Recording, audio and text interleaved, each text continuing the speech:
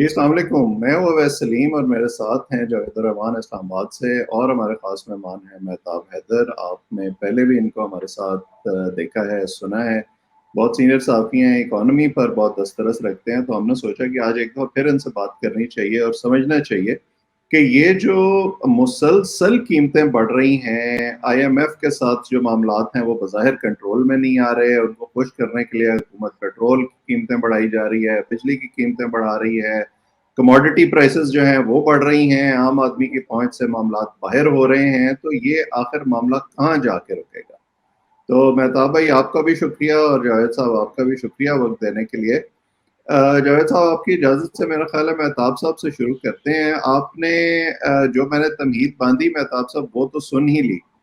आप इन मामलात को हमसे बहुत बेहतर समझते हैं, तो ज़रा हमें समझाएं कि ये क्या चल रहा है, और ये जो इस वक्त लोगों के लिए परेशानी बनी हुई है, इसका इख्तिताम कब होगा? देखिए, थैंक यू वेरी मच।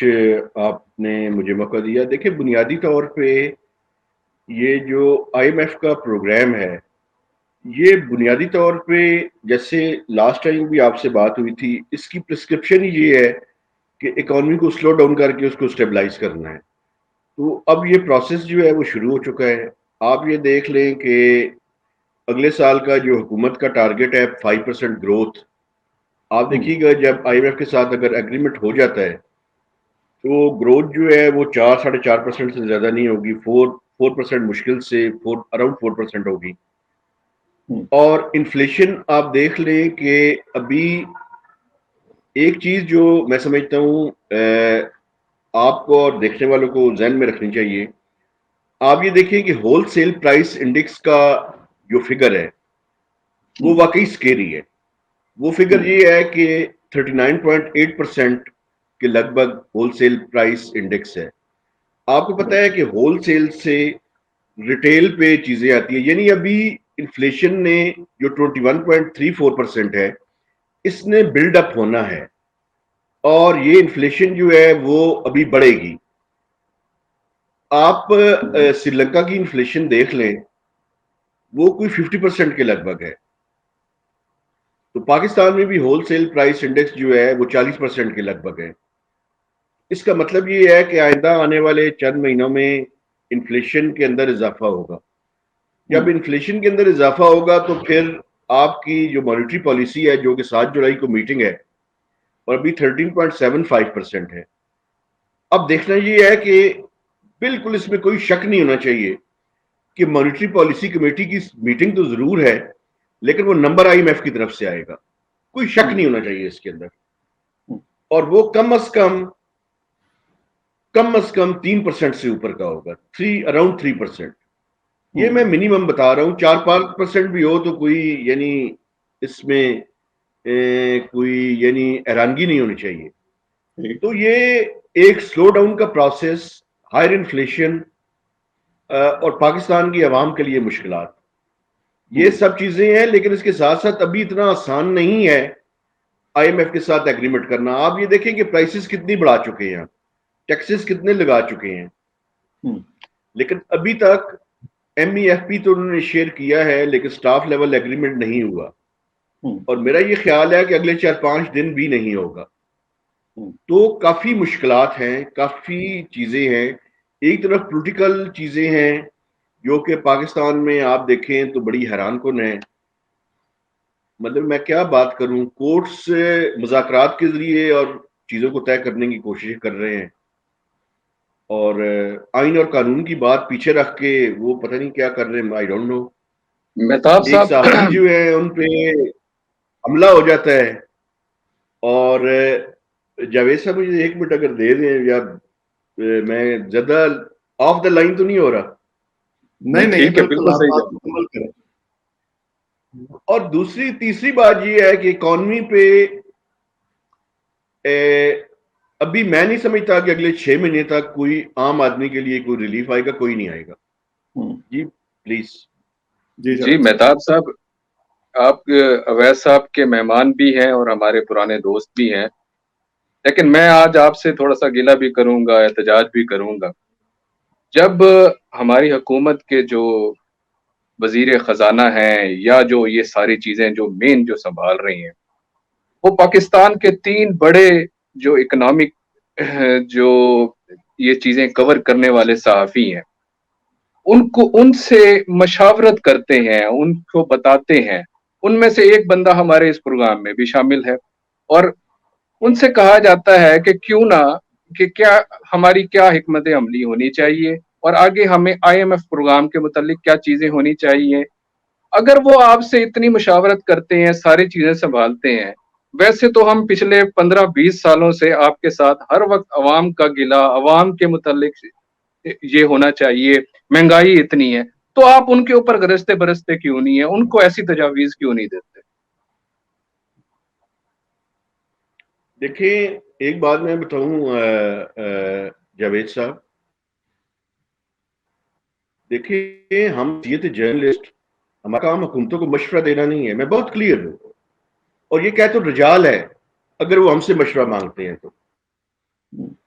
देखिए वैसे बुनियादी तौर मशवरा तो पे मांगा है पिछले मिनिस्ट्री दिनों ऑफ आपसे। फाइनेंस, और मैं काफी अरसे से ये बात कर रहा हूँ कि नहीं, ये आप ठीक कह रहे हैं। हमें 3-4 साथियों को बुलाया गया था और वो गुफ्तगू ऑफ द रिकॉर्ड थी, उसके बारे में मैं बात नहीं करूंगा, लेकिन एक बात मैं आपको बताऊं। देखिए ये क्या तो रजाल है, मिनिस्ट्री ऑफ फाइनेंस की कैपेसिटी के बड़े मेजर इश्यूज हैं और इन्हीं मेजर इश्यूज की वजह से आज हमें ये जो प्रॉब्लम्स हैं वो देखनी पड़ रही हैं। देखिए जो इकोनॉमिक प्रॉब्लम्स हैं और वो पॉलिटिकल लीडरशिप और इस मुल्क की इस्टेब्लिशमेंट और जो बाकी लोग हैं उनकी वजह से है, लेकिन जो इस टाइम मिनिस्ट्री ऑफ फाइनेंस की ब्यूरोक्रेसी है उसमें भी बड़े शदीद मसाइल हैं। आप ये देखें कि ये कितना बड़ा कहतो रजाल है कि ये जो लास्ट रिव्यू हुआ था, छठा रिव्यू जो कि PTI के दौर में हुआ था, अभी भी उसकी रिपोर्ट मिनिस्ट्री ऑफ फाइनेंस की वेबसाइट पर पड़ी हुई है, आप जाके पढ़ लें।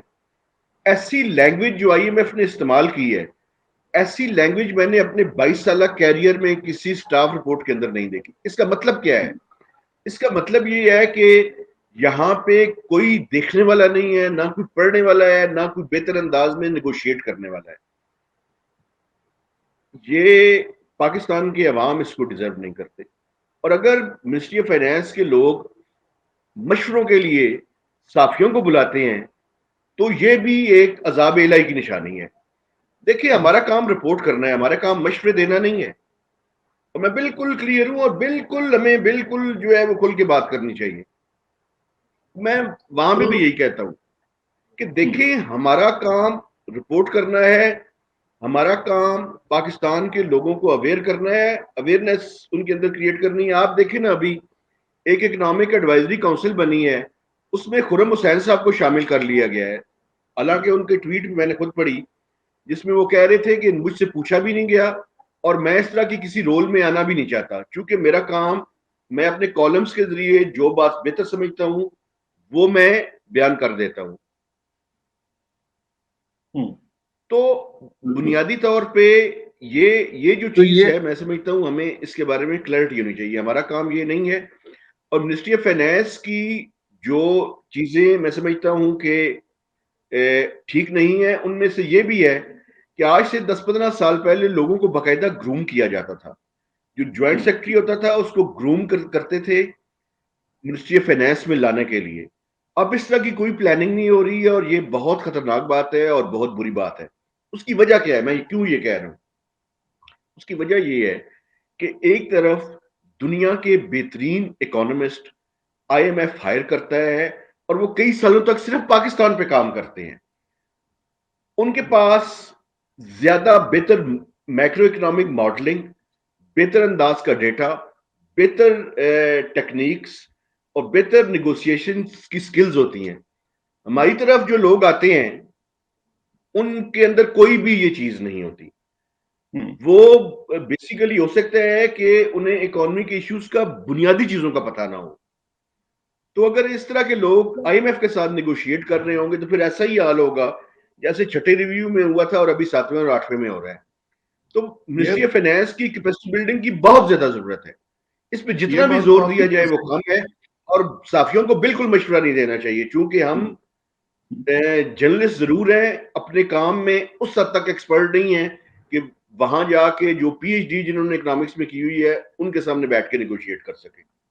ये बात अच्छा, तो वैसे एक आपने चीज सही की। जी जावेद साहब, आप बात करें। एक चीज मुझे जिस तरह से आपकी गुफ्तगू से लगा, और पिछले दिनों जो बजट पास हुआ, आप भी मौजूद थे, हम भी थे। आयशा गौश बख्श पाशा जो स्टेट मिनिस्टर हैं, उन्होंने बड़े जो ये वाइंडिंग अप जो डिबेट, ये जो बजट पास हो रहा था, वाइंडिंग अप जो उनकी स्पीच थी, उन्होंने कहा कि ये बजट जो है अब हमें आईएमएफ के प्रोग्राम के करीब लेके जा रहा है, अब हम उनके बहुत क्लोज हो चुके हैं। मिफ्ता इस्माइल उस वक्त जरा खामोश रहे, पता नहीं वो आज कल वैसे जरा थोड़े से खामोश रहते हैं, अब बयानात उनके उस तरह से नहीं आ रहे। एक अब हमें ये समझाएं आप कि क्या ये जो अब रिव्यू के लिए आना है 1 महीने के बाद, उस वक्त मामला ठीक हो जाएंगे? आयशा गौस बख्श पाशा जो है वो ठीक कह रही हैं, ये किस तरीके से है, हमें तो कुछ समझ नहीं आ रही।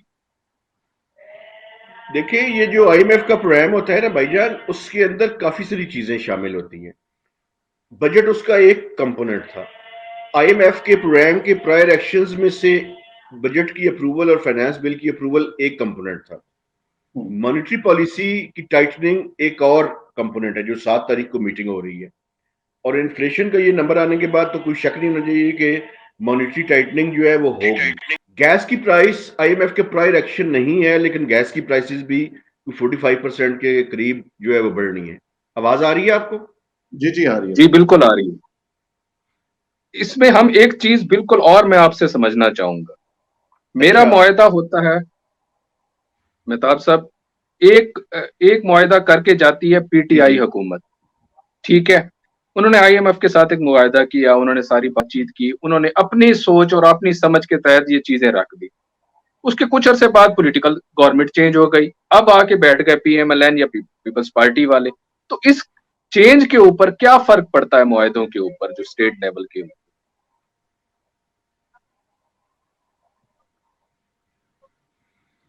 देखिए, एक तो आपकी आवाज कट रही है, मुझे पूरी तरह से समझ नहीं आया, लेकिन एक एक मैं आपके सामने एक और नुक्ता बयान करता हूं।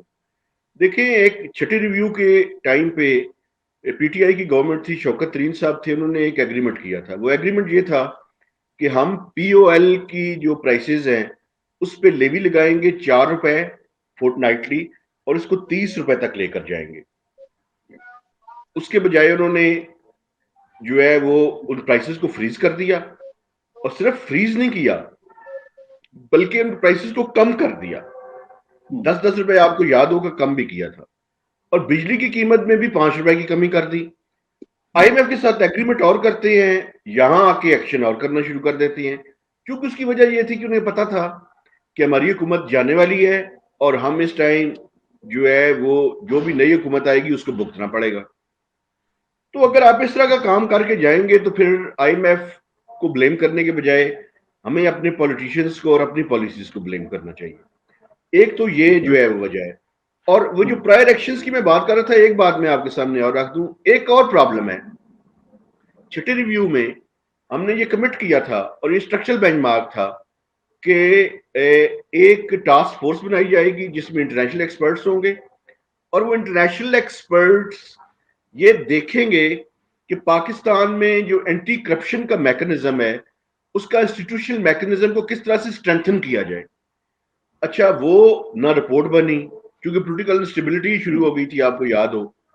अब आईएमएफ का मसला ये है कि अगर आपका स्ट्रक्चरल बेंचमार्क फुलफिल ना हो, उसके बाद वो उसको प्रायर एक्शन में चेंज कर देते हैं। एक ये भी इशू है।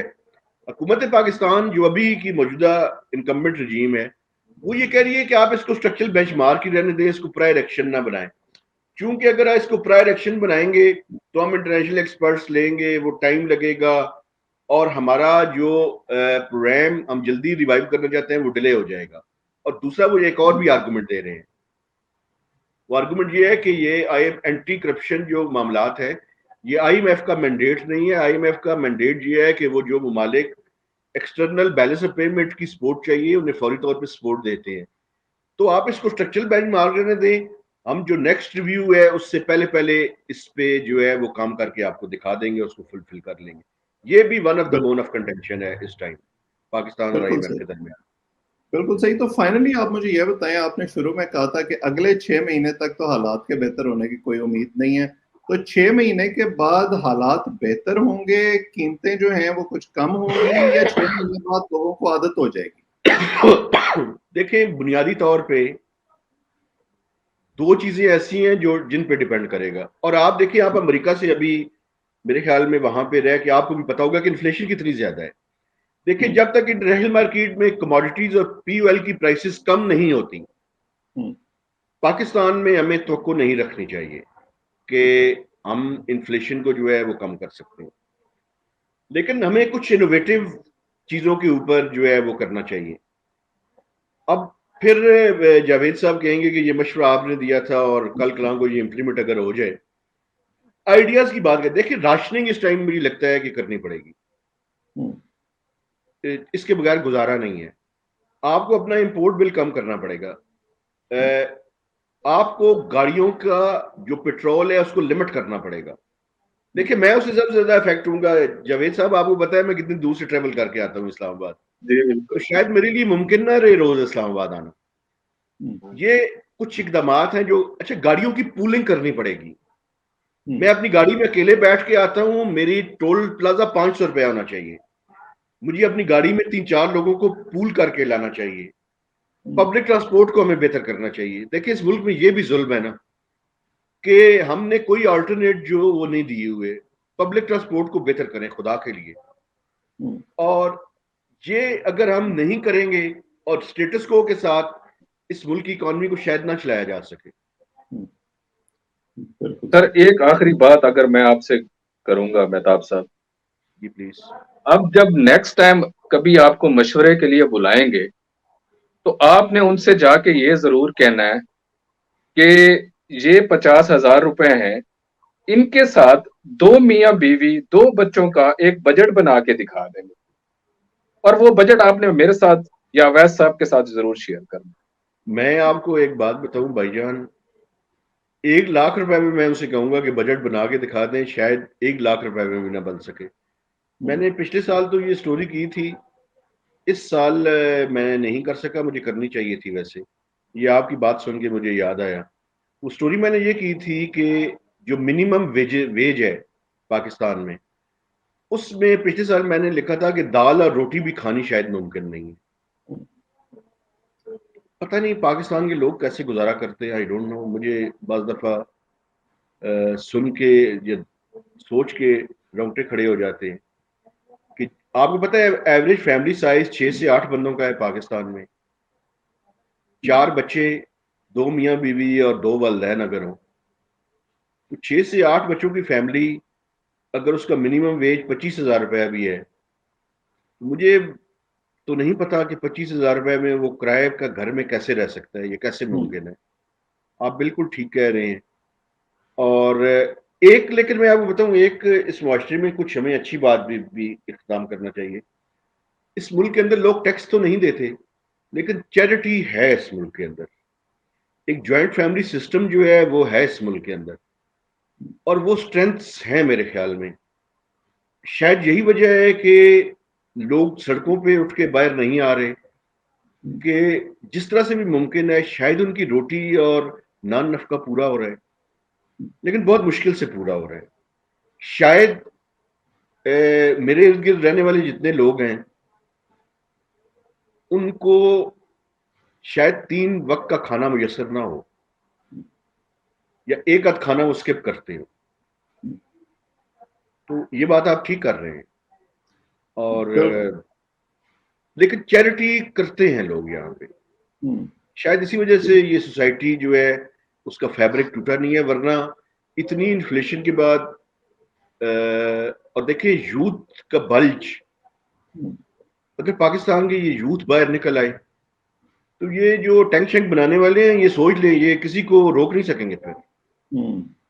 बिल्कुल सही है। और उस यूथ को इमरान खान साहब बाहर निकालने की कोशिश तो कर रहे हैं, लेकिन जैसे आपने खुद अपनी गुफ्तगू में इशारा किया, मोस्टली हमारे यहाँ जो पॉलिसीज बनती हैं वो शॉर्ट टर्म में होती हैं, एड हॉक होती हैं, पैच वर्क होता है, कोई लॉन्ग टर्म विजन उसके पीछे नहीं होता जिससे कोई जो स्ट्रक्चरल रिफॉर्म्स हैं वो हो सकें। और ये जो हर हुकूमत आने एक के अवैस साहब, एक बात और मैं बाद करके ना, एक बात मैं जरूर करना चाहता हूँ। पिछले दिनों एक कॉन्फ्रेंस थी, पाकिस्तान टर्न अराउंड, ये मिनिस्ट्री ऑफ प्लानिंग ने कराई हुई थी। पाकिस्तान की क्रीम वहां पे थी। मैं उसकी रिकमेंडेशंस का जो था सेशन में, उसमें बैठा हुआ था। मुझे दो बातें मैं वहां पे सोचता रहा, या तो हम साफियों की कैपेसिटी बिल्डिंग ज्यादा हो गई है, या पाकिस्तान में वाकई कैत और रजाल है। मुझे कोई रिकमेंडेशन ऐसी नहीं थी पूरे दिन और पाकिस्तान की क्रीम को सुनने के बाद कि जो मैं सुन के ये कहूं कि यार ये क्या अमेजिंग, क्या बात है।